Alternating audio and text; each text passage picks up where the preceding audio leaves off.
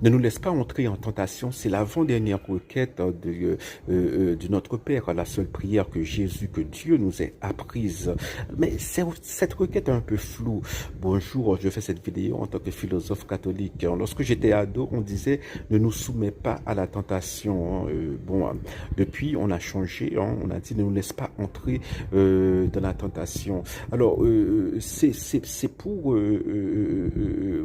voilà, nous donner une idée plus juste de la tentation, parce que souvent on pense que la tentation, voilà, c'est on reconnaît la tentation, où est tentation, ou identifier. Donc on regarde les croix Saint Benoît, on dit arrière Satan, mais non, c'est pas ça. Satan est beaucoup plus intelligent que vous. Vous pouvez pas l'affronter, vous ne pouvez pas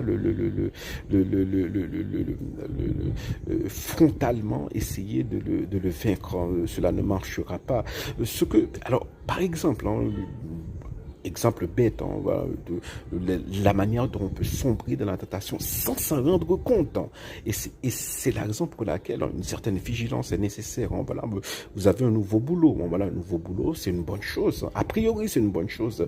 Donc, vous touchez beaucoup mieux qu'auparavant. Mais bon, voilà, c'est suffisant pour vous rendre un peu orgueilleux, vous commencez à être orgueilleux, vous pensez qu'au pire, au plus important que l'autre monde doit, voilà, doit reconnaître que même son gros zouzoun, voilà, et son gros zouzoun, et gros zouzoun, ça y gagne, eh bien, gros zouzoun gagne, yo pas habillé n'importe qui genre, donc, on tombe dans la vanité, donc voilà, on achète des fringues qui sont hyper chères, voilà, parce que gros zouzoun habillé en certains gens.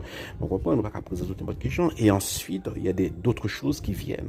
Voilà, gros zouzoun dépenser un pile d'argent sous gros caille, gros piscine et tout. Gros zouzoun, bien petit ménage. Voilà, gros zouzoun ou marié, même sous marié, mais voilà, on gagne 2-3 filles. Voilà, on gros zouzoun pas de ménage. Voilà, donc vous voyez comment et le diable va appuyer, parce que chacune des choses que je viens de citer, voilà, il y a un péché capital qui y correspond. Voilà, la gourmandise, la luxure, voilà, l'orgueil, voilà.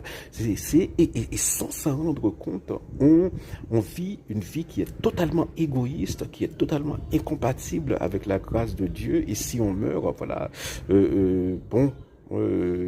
nous n'en chaud. Voilà, c'est la raison pour laquelle